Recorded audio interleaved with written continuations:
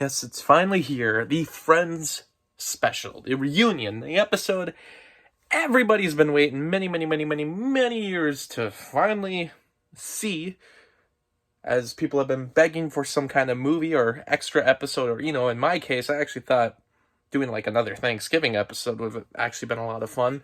I actually have here Friends, the one with all the parties. It's a great party favor, party gift, something to bring to a party, I don't know. It's got a good bunch of episodes. I like Friends. I got a t-shirt. I'm actually, I like the show. I watched it a lot as a kid. And, well, not like a kid. I guess I just mean, when I was younger. I actually remember when the finale aired. I watched a lot of the final season when it actually originally aired. And then the DVD sets, my sister owned a bunch of them. So it was just one of those shows that repeatedly watched. Pretty much before Netflix, it was the show that we binged. And still enjoy it now. And, I always wanted to watch every Thanksgiving episode actually on Thanksgiving. This year, because of the pandemic, we ended up staying home. We actually got the chance to finally do that because there was finally like a good reason to. Usually we're busy with family stuff. So now we finally have the reunion. It's 17 years since the show ended. It's been 27 years since the show started. And it was supposed to come out last year on HBO Max. So it was supposed to be a big grab for HBO Max. But because of the pandemic, once again, they couldn't film it. But now they finally have. Only filmed it like a month ago. And then they quickly got this ready for release. So quick turnaround time on that. But I guess it was a very simple reunion. The way they had everyone come together, just reminisce about the show. Very similar to what they did with the Fresh Prince of Bel-Air reunion. And that was a reunion I actually quite enjoyed. I actually thought that reunion did a good show. It was a good job about discussing what is a good show, but also just a chance for a lot of the actors to actually kind of dive into the more serious stuff that happened on set, especially with the original Aunt Viv, and they actually brought the original actress back, and it was kind of nice that they actually were, I still think they kept it, chill enough and didn't dig too deep into the nitty gritty because, they still want the general audiences to enjoy it. And, you still need Will Smith to sign off on it, whatever. But it was still enjoyable. So I was expecting with the Friends reunion, given that it was so tough to make something happen all these years after the show ended, I didn't really suspect that it would be anything too amazing. I was just hoping to see the cast reminisce, kind of like they did with the Fresh Prince, a Bel-Air reunion, but I didn't expect that they would get into the nitty-gritties of it all. I didn't expect them to get too honest about anything, and I figured it'd be more cameo-filled, and,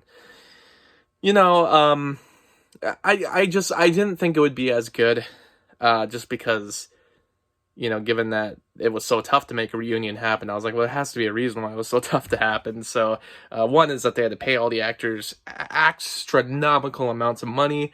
In this case, I guess they all got like $3.5 million each. Crazy amount of money. Makes sense given that they were paid like $1 million per episode in the last season, but it's just a little funny in hindsight that all the actors are considered such a high commodity still when it comes to Friends, but nearly everything else, it's like they're not as big of names anymore, and they don't. But yet, when we see them and we see them together, we know who they are, and it's like they're so, they're so symbolic of what that time in television was, and the fact that they've survived today because of streaming services. So overall, though, I really didn't have a whole lot of hope for the special, and I just wanted to see the Friends together again. And what do you know? It kind of was a letdown. I mean, it kind of was even worse than I thought it would be, but I guess because maybe it was just so much longer, I was expecting that maybe, there was a chance that they would start going into some really cool stuff, and they try to. They definitely bring up some certain things that, honestly, though, I think are way better for the really super duper fans. We had like some fans watch the show who were like, oh yeah, they had like a montage of people from around the world who would watch the show, and they're like, I learned English from this show, and I'm like, oh, that's kind of cool. I wish it wasn't in the special right now going through all these fans, but I see why they put it in here. But some of the fans were like saying things like, oh yeah, it was like I was going back to, my own friends. It was like they were my friends.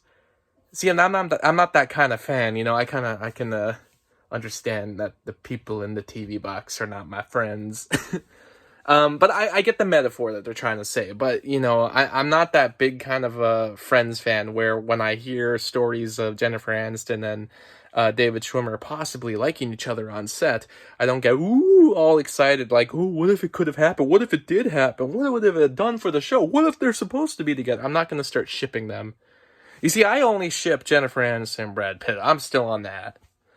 But I won't ship David Schwimmer and Jennifer Aniston. That's about as nitty-gritty as this show gets. So if that gives you an idea of the kind of details they dig into for this show, not a whole lot new to learn here. There were some stories that I had heard before, and I like that I got confirmation on them. I had always heard that the whole thing with Chandler and Monica, first time they slept together, apparently the reason the creators started to run with it, because it was meant to be like a gag, it was meant to be only for a few episodes, but because the audience was so crazy with the idea that they decided to just run with it and make them an actual couple, just because the audience responded that well. And they actually talked about it in this show. Another thing that they had brought up, another story I had heard but never really dug into much, was the fact that I had heard that Matt LeBlanc had dislocated his shoulder on set, and then that's why he was in a brace for one of the episodes. They actually went into that in this special. And yeah, then they had the cast come back, and it's kind of weird. There's like 3 different segments going on throughout. There's the segments, well, 4. There's kind of 4 different segments going on. There's the one where the friends are just going through the original sets, which is really cool. They brought back the Central Perk set, which is actually you can actually see that at the Warner Brothers I'm mixing up my words. The Warner Brothers Backlot Tour. It's not in the original spot where they filmed, because now the Friends stage is used for other productions, but it's actually set to the side when you go do the Backlot Tour. It was actually something I've been to. I went to the set many years ago. It was like 2007 or 2008, so it was not too long after the show had ended. Now it's been many years, but set still exists, and it is the very set that they used for this special. But there's one part where the friends are just going through the set, and that stuff's cool. There's the other one where they're actually doing kind of like a pre-recorded documentary footage, a lot with the creators. A lot of that stuff is very interesting. Some of the stories I had heard before, but like I said, never really heard the accounts directly from the creators themselves. And also, you learned a couple new things. And then we also have, to me, the worst part of it was when the cast was just reading some of the old scripts, and then they would have footage from the original show play side by side with, well, not side by side, but the vocals were being overlaid with the original vocals from the original episodes. And I just didn't see the point in that. I get that it's fun to kind of see them, and I'm not against the cast reading the original scripts, but it just kind of felt like, well, I wish they could be talking about the original show right now, what they thought about those episodes, rather than just kind of reading them line for line. And then they had the bits where they were just being interviewed by James Corden, which felt kind of redundant. I didn't really understand why we needed James Corden there when he wasn't really hosting the whole thing. It's almost like what you would see on like television. In fact, the Friends had technically gotten together a couple years ago when they were celebrating, I don't even remember the director's name, but I think he directed a lot of television, and especially a lot of television pilots, including the Friends pilot. And this director was being celebrated for his career, but for me, it felt like they were just making an excuse to have the Friends come together, but they couldn't get Matthew Perry in it. They got almost everybody but Matthew Perry. Matthew Perry was shown in video footage. This was a couple years ago on television, but that was a case where they were on stage and they were being interviewed. And that's kind of what the James Corden stuff was like, but that would have made more sense if it was actually live, but it wasn't. So I didn't really understand the purpose of that, and why James Corden had to be there. And I'm not trying to be a big James Corden hater. As I've said in my reviews before, I don't really mind the dude. I don't really mind his talk show either, but I just don't see why he had to be at the Friends reunion. It's like, I really liked when they were just going through the sets. And, if you compare it to the Fresh Prince reunion, which I thought was very well done, they just chilled on the set and they talked, and I thought that was much better. And it's not like this cast, maybe doesn't interact well, because we know the ladies especially hang out a lot from what we've seen in their Instagram posts. And, from seeing this episode, it seemed like they were all kind of getting along well. So I thought it would have been nice enough to hold them up, just on the sets alone. But maybe they didn't trust that. Maybe the producers didn't think they would be able to last that long. So they needed someone to come by. So that's why they had James Corden do it. I don't know. But man, they've all gotten old, and it's weird because you watch TV over and over again, and you watch 10 years of television, and you see them slightly age, but then you don't.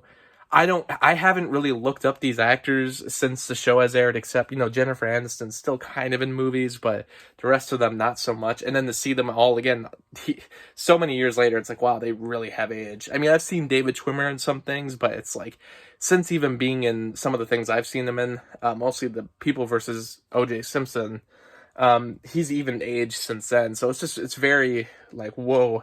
As far as everyone coming back, I had always heard a rumor that Matt LeBlanc was the one that was causing the biggest issue as far as the cast actually getting together. I don't know where I heard that rumor from. I don't even know if it's true. I've heard several rumors where basically it's always one of the guys. Apparently the ladies were always up for meeting up, but the guys, not so much. Whatever the rumor is, I always heard it was Matt LeBlanc. And even the character he was playing in Episodes, his other TV show, where he was kind of playing a fictionalized version of himself, he was kind of making fun of how he became popular as the character Joey. And, there was a piece of me that thought he was going to be the one that was going to be the least into this special. But weirdly enough, he was the most excited. He was having, like, the best time. He also seemed to have the best memory. A lot of them just could not remember a lot of what happened on the show. And I get that. It's especially, like, it's kind of cringy when watching these specials and they ask, fans, and they didn't do so much in this special, but they still had it in there because of those weird James Corden bits. But when you have the audience ask some questions and then the actor has to sit there because they're directly referencing the TV show, and the actor's like, well, I acted in it, but I was acting 24/7. I can't remember all of this. And you have to understand that they're not going to remember it. But sometimes they remember it, sometimes they don't, and most of the time they don't, and it just ends up becoming an awkward moment that falls flat. But in the case of Joey, Joey, I'm even calling him that, Matt LeBlanc seemed to remember a lot of the show, and, I think that was really neat. But for the most part, yeah, the rest of them kind of fall flat. They have some good moments where they reminisce and things that they really remember, but like I said, they don't really get into the nitty-gritties except for bringing up the fact that possibly David Schwimmer and Jennifer Aniston were into each other. Maybe. I feel like that was just kind of created so they could create something for this special. David Schwimmer and Matt LeBlanc, I mean, David Schwimmer was getting into some of it, but he just barely can remember a whole lot of what happened in the original show. Matthew Perry seemed to be sleeping throughout the whole thing. I guess from what people have been saying online, he just had a dental surgery, so that's why he was slurring his words, but that's not even what was throwing me off. What was throwing me off was the fact that he just didn't seem like he was there.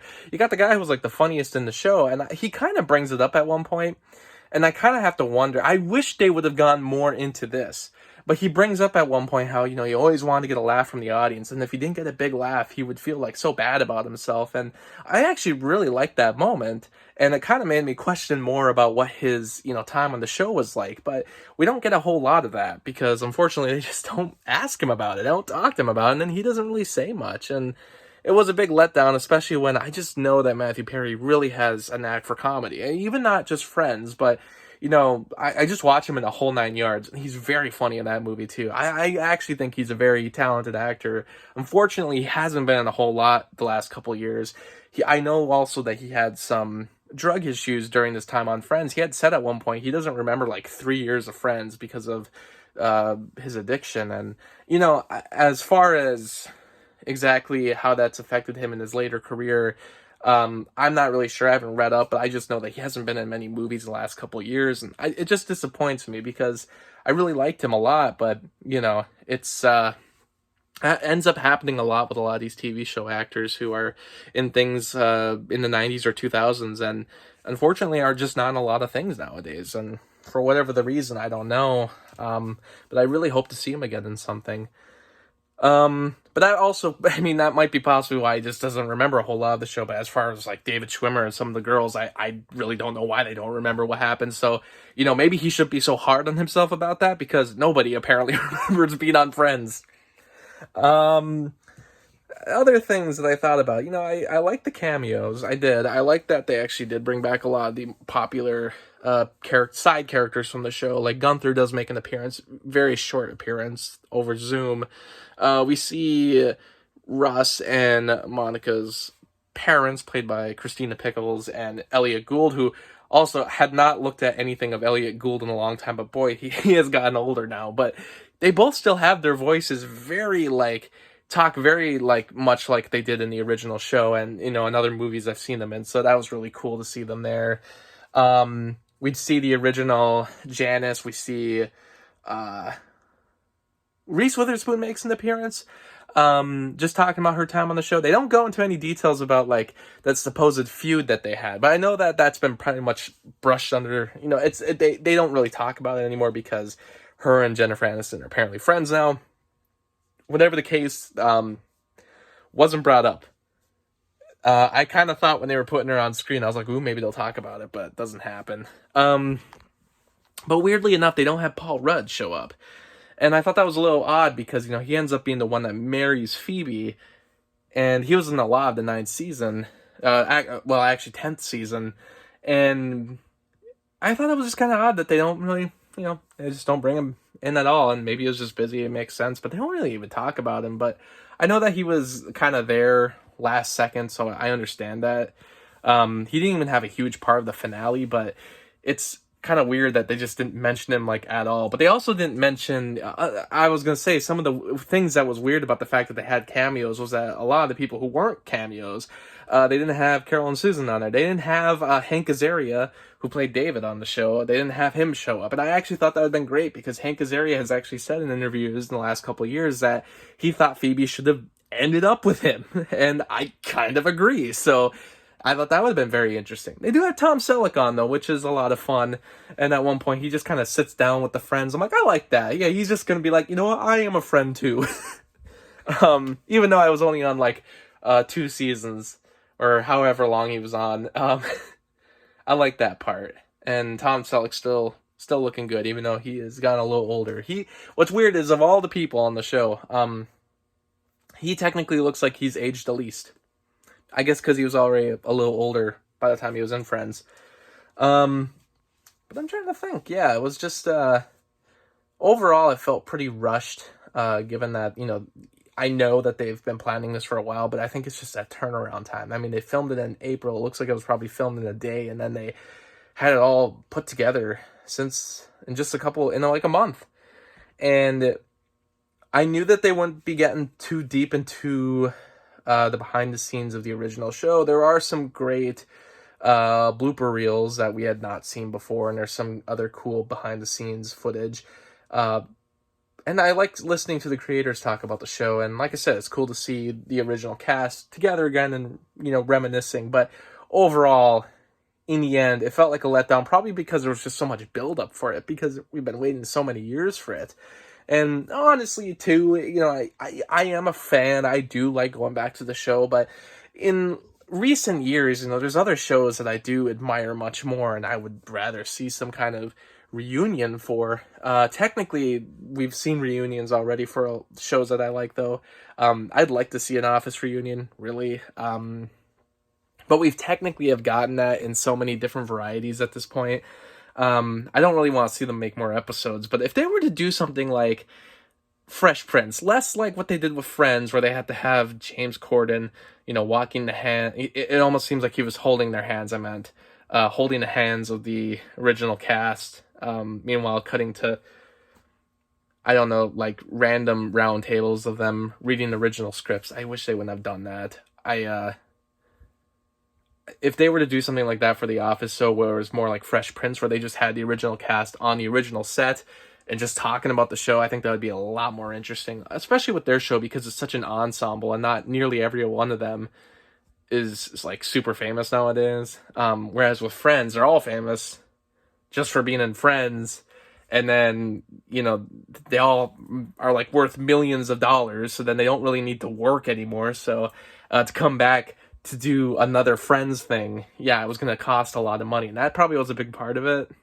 Well, they got paid in the end, but like I say, overall, it was overhyped for way too long, and now it finally happened. And I think all this really confirmed for me, though, is that like I'm not interested in seeing another episode. I thought it would be cool if they ever, decided to maybe do like a Thanksgiving episode, but at this point. Just kind of also just hearing what their ideas of where their characters would be. It was weird. Jennifer Aniston was talking about like it's clear that I just it makes me wonder because obviously I know that they were just working, and that's a big part of the idea is that actors are just working sometimes. But actors are usually really involved in their roles though, and especially where the role is going. Even some of the most the actors that you think, oh, they hate that role, they actually really care about the character. That's not always true. Like in the case of Harrison Ford, everyone says Harrison Ford hates Star Wars. It's like, well, no, he actually really cares about the character. He gets annoyed by just how overhyped the franchise is, but he actually really cares about the character and wanted the character to go in a natural direction that he didn't feel the character went in Return of the Jedi. That was his big complaint. So I feel like a lot of actors can be that way, even about roles for shows that they maybe don't like a lot. They always still care about the role itself because they want to do the best for that character. And that's why some of them are really deep into it to the point where they have disagreements with the writer who really holds the characters in their hands. It's not always the actors, it's the writers. But these characters, these actors, didn't seem like they care too much about where their characters end up at all, or they're, I don't know, because they just felt like they forgot so much of what happened in the original show that it makes me think that they don't really care too much about the storyline. Like, it's a comedy show, it's a sitcom, so maybe there's not much of a storyline, or at least they didn't think there was. There certainly wasn't all the time, but just hearing some of them talk about where their characters would be today, and they just didn't really have anything much to say about it. Even Jennifer Aniston was like, oh, Ross would be playing with Bones, and she didn't even say what Rachel would be doing, and that just ended at that. I was like, oh, cool. So Rachel, which I already kind of hated this about the finale, but she just kind of left her career to be with Ross again. But then apparently, according to Jennifer Aniston, Rachel never goes back to her career. She's just married to Ross, and that's her life now.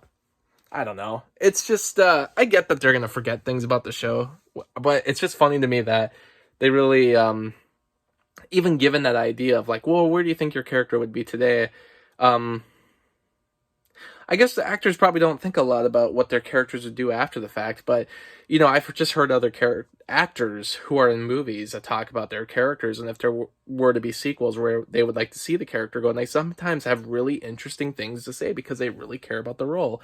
So the fact that the actors themselves seem so not into the idea, or just seem to have really basic responses to where their characters would be today, I'm glad that they're not going to do another episode. And I'm not curious at this point, and I'm not into it. It was cool to see them together again.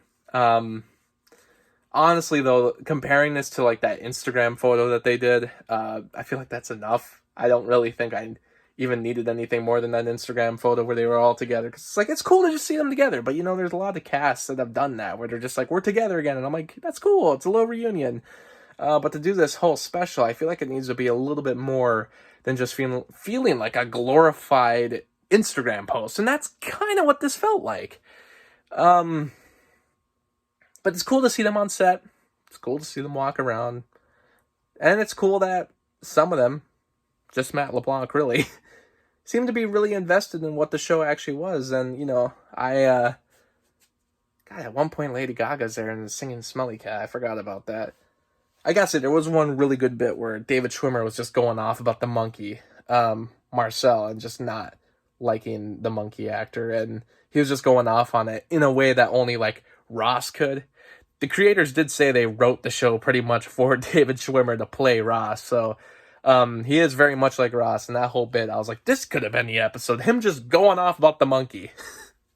But besides that, I was happy to see it. As a fan, I'm glad to see them again, but it was kind of what I suspected it would be, and a little even less than that. So, in my opinion, the Fresh Prince reunion did a much better job at this kind of idea, but hey, maybe they'll do another one in 17 years.